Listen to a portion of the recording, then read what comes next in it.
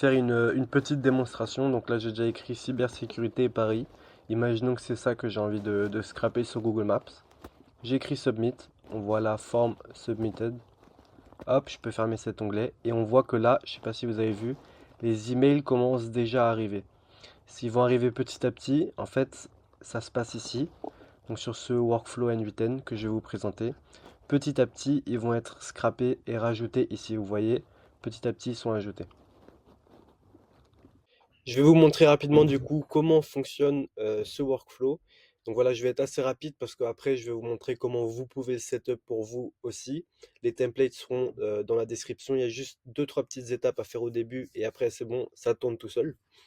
Donc il est décomposé en deux workflows différents. Donc celui-ci et je vais vous montrer ensuite le deuxième.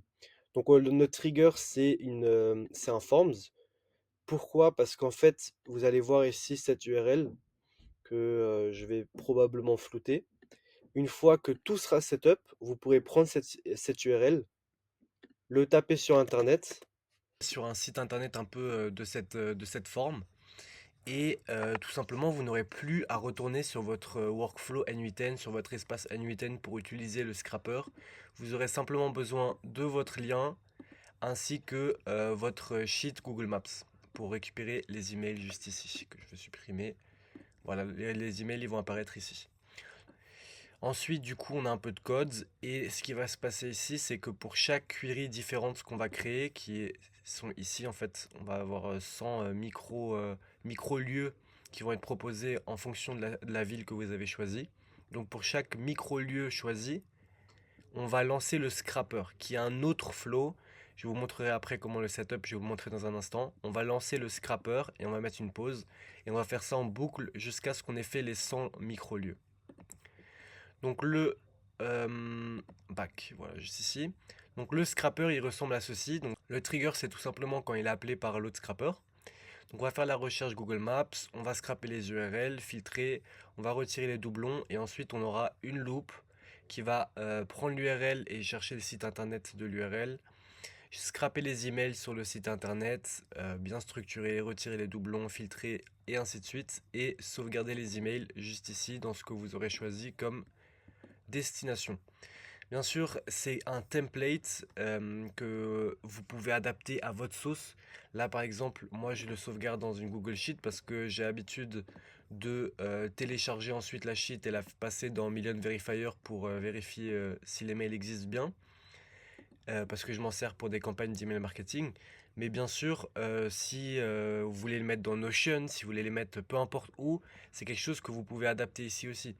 Si vous voulez avoir au front, je sais pas, par exemple, un trigger qui soit différent. Par exemple, vous pouvez connecter ça à un chat WhatsApp ou un chat Telegram. Et dès que vous allez communiquer avec ce numéro, et bah, ça va lancer le scrapping. Bah ça c'est tout à fait possible aussi. Donc voilà, ça c'est juste le template. Le gros est là et vous pourrez l'adapter comme vous le souhaitez. Pause, avant de rentrer dans le setup, je voulais juste te dire qu'on vient de lancer cette chaîne. On va parler d'automatisation, on va parler d'IA, on va balancer des templates. Ça devrait être des automatisations plutôt sympas qui sont vraiment utiles dans la vie de tous les jours, quand on a une entreprise surtout. Du coup, si ça peut avoir de l'intérêt pour toi, n'hésite surtout pas à t'abonner, ça nous supporte et tu trouveras ton bonheur, je l'espère. Donc dans la description, vous allez avoir deux liens pour deux fichiers, ou probablement un lien pour les deux fichiers. Et ça va être des fichiers JSON probablement. Vous allez les télécharger et en fait vous allez venir ici sur Create Workflow. Ici les trois petits points, Import from File. Et là vous allez sélectionner les 10 documents que vous avez téléchargés. Donc il y a celui-ci et celui-ci. Je vous les mettrai comme dit dans la description. Donc par exemple si là je l'ouvre, hop, voilà. Donc moi c'est déjà connecté mais vous aurez des étapes à faire que je vais vous montrer là maintenant dans un instant. Mais le plus important déjà c'est d'importer les deux. Donc là j'ai importé le premier. Je vais l'appeler par exemple Google Maps Front. Exemple, hein, le nom il n'a pas vraiment d'importance. Moi j'en ai pas besoin d'ailleurs donc je vais le supprimer. Et ensuite vous allez recréer un workflow. Pareil, trois petits points import from file et vous allez prendre le deuxième fichier que vous allez là aussi renommer par exemple Google Maps backend. C'est pas vraiment le backend, mais on se comprend.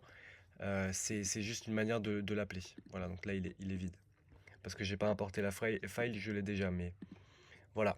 Donc pour le setup, vous allez aller d'abord sur le front. C'est juste ici.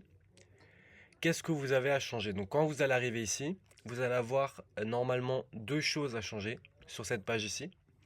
Donc la première page, c'est que vous allez aller ici sur OpenAI et si vous n'avez pas encore connecté de compte, vous allez devoir connecter un compte. Comment faire? C'est tout simple. Il faut appuyer ici, Create New Credential, juste ici, et là vous allez mettre votre clé API OpenAI. On la trouve sur Internet. La plupart d'entre vous, je pense, qui seront familiers avec les clés OpenAI. Et si c'est pas le cas, vraiment vous tapez OpenAI API. Vous allez sur ici, le premier lien, vous vous connectez et vous créez la clé API. Voilà. Ensuite, une fois que c'est fait, vous allez appuyer sur Save, quitter.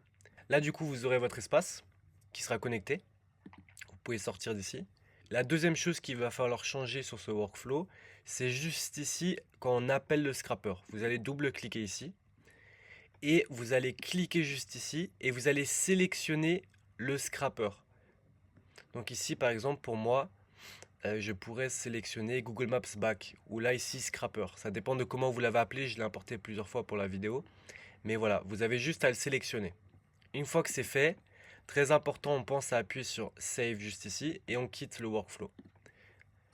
Ensuite, on va aller sur le back-end, donc la partie arrière. Ici, vous allez avoir une seule chose à changer, c'est les Google Sheets juste ici. Vous allez devoir, si vous n'êtes pas encore connecté, vous connecter. Donc Create New Credential à nouveau.